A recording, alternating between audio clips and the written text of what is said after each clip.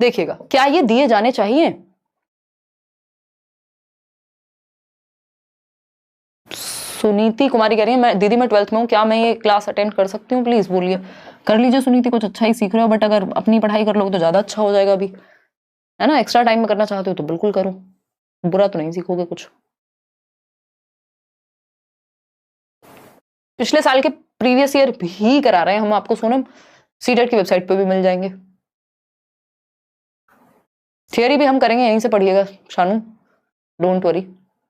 Notes किस किस subject का दे चुकी हैं मैम? सीडी भी मिला है अभी राधिका, 1-2 दिन में बाकी भी मिल जाएंगे, हिंदी, इंग्लिश, ईवीएस और बाकी सारे। देखिए 49% लोग बी ऑप्शन कह रहे हैं कि इनके जो एक्सपेरिमेंट्स के आंसर हैं वो देने चाहिए या नहीं देने चाहिए, ये पूछा है। तो must be given at the end of the experiment so that they can verify. कुछ लोग ऐसा भी सोच रहे होंगे। बी ऑप्शन है must not be given since students must observe and derive inference, यानी नहीं दिए जाने चाहिए क्योंकि विद्यार्थियों को स्वयं अवलोकन करके निष्कर्ष तक पहुंचने का मौका मिलेगा। अगर पहले से आंसर पता होगा तो जरूरी नहीं है कि वो एक्सप्लोर भी करे, फिर वो कहेगा हाँ ठीक है। सी ऑप्शन है must be explained by the EVS teacher so that students can understand. तो एक्सप्लेन नहीं, बच्चा आके टीचर से पूछ सकता है, पहले वो खुद ऑब्जर्व करके आए और अपना एक इन्फेरेंस ड्रॉ करके आए, अपना एक कंक्लूजन निकालना सीखे, जो कि प्रोसेस स्किल्स का ही हिस्सा होता है। डी ऑप्शन है must be explained at the end of the experiment so that students can learn, यानी एक्सप्लेन किया जाना चाहिए एंड में। तो जरूरी नहीं है सारे ही एक्सपेरिमेंट क्लास में कराए जाएंगे, कुछ ऐसे हैं जो उनको खुद भी करने हैं। तो यहाँ पे ये सही है कि बच्चा खुद से ऑब्जर्व करे और निष्कर्ष निकालना सीखे। ऑब्जर्वेशन, अच्छा यहीं पे नोट कर लीजिएगा, क्योंकि हम क्या करते हैं, रट्टे लगाते हैं चीजों के। एक नया टॉपिक बार बार आने लगा है, प्रोसेस स्किल्स। यानी प्रोसेस स्किल्स क्या है? एक तरह से वो स्किल्स हैं जिन पे बच्चा सोचेगा और एक्टिविटी करेगा ईवीएस में। तो उसमें से 2 स्किल्स यहाँ डेवलप हो रही हैं बच्चे की। एक तो वो ऑब्जर्व करेगा, उसकी ऑब्जर्वेशन अवलोकन पावर बेहतर होगी, अवलोकन की क्षमता, और दूसरी चीज है उसकी एक्सपेरिमेंटेशन। ऑब्जर्व करने के बाद वो कंक्लूजन पे पहुंचेगा, निष्कर्ष पे पहुंचेगा कि आखिर इस एक्सपेरिमेंट का निष्कर्ष क्या निकला। तो ये दोनों क्या हो गई? Process skills. और भी क्लासिफिकेशन एक प्रोसेस स्किल है, एक्सपेरिमेंटेशन एक प्रोसेस स्किल है। ईवीएस में अलग अलग प्रोसेस स्किल्स हैं, साइंस के और ईवीएस के अंदर आएंगी। B option. आगे बढ़ेंगे, क्वेश्चन नंबर 24 देखिएगा, जवाब दीजिएगा थोड़ा सा, ठीक है। देखिएगा, अगर हम बात करें क्वेश्चन नंबर 24 की, the gardener of your school collects dry leaves from the school garden. आपके स्कूल का जो बागवानी करने वाला व्यक्ति है, बागवान है, वो बगीचे से सूखी पत्तियां उठाता है और उनको बर्न कर देता है, यानी जला देता है। One of your students complains about this to you. आपका एक विद्यार्थी है जो इस बारे में आपसे कंप्लेंट करता है। आप क्या करेंगे एज अ टीचर? बताइएगा, फटाफट से बताइए, आप क्या करेंगे एज अ टीचर? तो ये अपने आप में क्या है? प्रॉब्लम है भाई, अपने आप में प्रॉब्लम है कि पत्तियां इकट्ठा करके उनमें आग लगाई जा रही है, पॉल्यूशन होगा।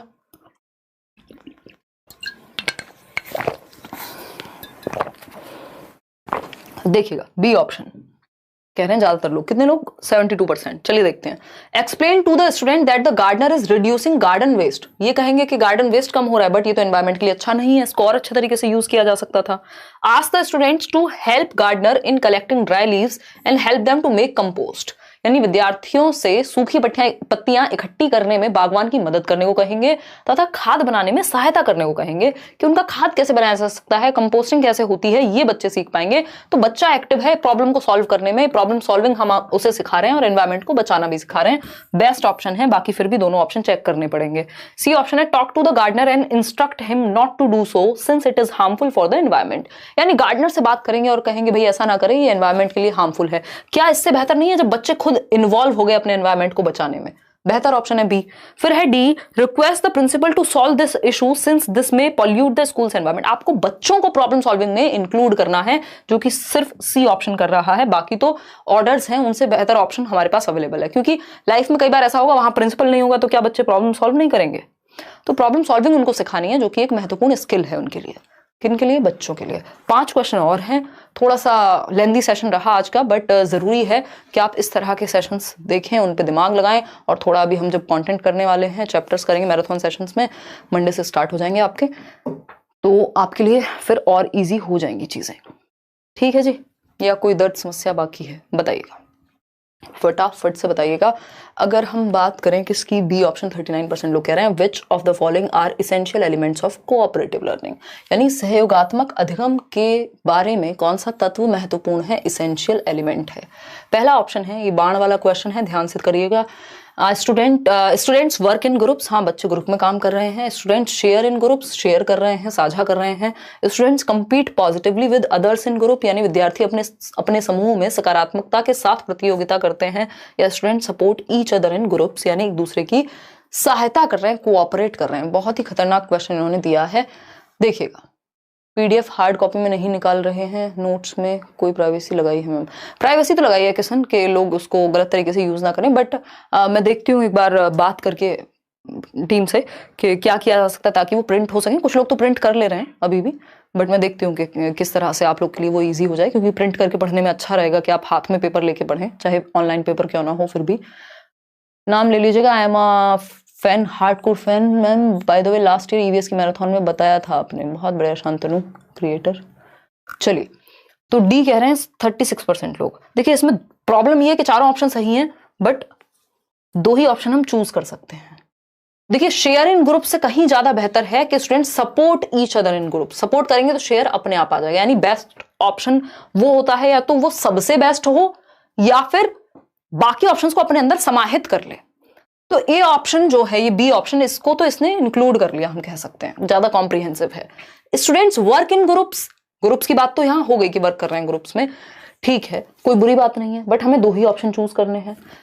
तो इन्होंने कहा है कि students compete positively with others in groups. ये हमारी नजर में थोड़ा सा गलत है कि हम कंपटीशन को बढ़ावा दे रहे हैं, बट एक पॉजिटिव कॉम्पिटेंस जो हमारी एरिक्सन की थियोरी में भी है कि बच्चा स्पोर्ट्स में इन्वॉल्व होगा, बच्चा थोड़ी सी एक्टिविटी करेगा, अपने अंदर जो क्षमता है, पोटेंशियल है, वो पॉजिटिवली निखारेगा। खेल रहे हैं तो इसलिए नहीं कि हार गए तो सामने वाले को नीचा ही दिखाते रहेंगे। खेल में हार और जीत दोनों होती है, ये चीज टॉलरेंस डेवलप करने के लिए कॉम्पिटेंस, यानी पॉजिटिवली कॉम्पिटेंस की हम बात कर रहे हैं या नेगेटिवली नहीं।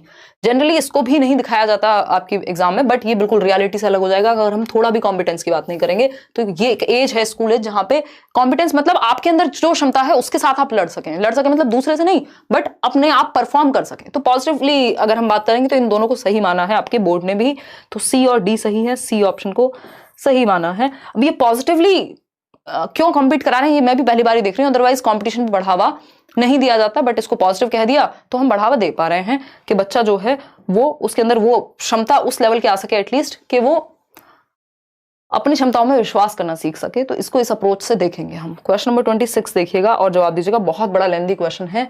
इन an EVS class teacher asked all students to respond on how clothes are washed. EVS class में टीचर ने कहा कि बताओ कपड़े कैसे धोए जाते हैं। Students answered that they see their mother use a variety of methods to wash clothes such as add soap, यानी उन्होंने अपने माता जी को कपड़े धोते हुए देखा अलग अलग तरीके से, जैसे साबुन ऐड करना, साबुन से धोती हैं। Beat the clothes on stone, यानी क्या बोलते थे उसको, बीट करना, कपड़ों को ऐसे पीट पीट के धोना। आपने देखा होगा गांव में धोबी के यहाँ या कहीं भी जहां पे भी ये काम होता है और किया भी होगा कभी, तो एक पत्थर पे रख के उनको कपड़ों को, जो भारी कपड़े होते हैं उन पे स्पेशली इस तरह का काम किया जाता था या किया जाता है। बीट विद पैडल, और वॉशिंग मशीन का या तो प्रयोग कर रहे हैं, स्क्रब कर रहे हैं, ब्रश का प्रयोग कर रहे हैं उनकी माता जी। Which of the following statements explains best way the teacher conducted this discussion, यानी निम्नलिखित में से कौन से कथन द्वारा अध्यापिका जो चर्चा करवा रहे हैं उसकी सर्वोत्तम व्याख्या है, यानी 3 ही ऑप्शन सही होंगे, कोई एक गलत होने वाला है। चलिए देखते हैं। देखिएगा यहां से आप पहचान सकते हैं कि सी सभी ऑप्शंस में सी दिया हुआ है, यानी सी तो सही ही होगा। देख रहे हैं ये चारों ऑप्शन आप ऑब्जर्व कीजिए, सी सब जगह है। तो सी क्या है, for providing a varied context of how clothes can be washed, यानी कपड़े कैसे धोए जा सकते हैं इसके लिए विविध संदर्भ प्रदान किए जा रहे हैं बच्चों को। बिल्कुल सही है, ये तो पक्का हो गया है ही।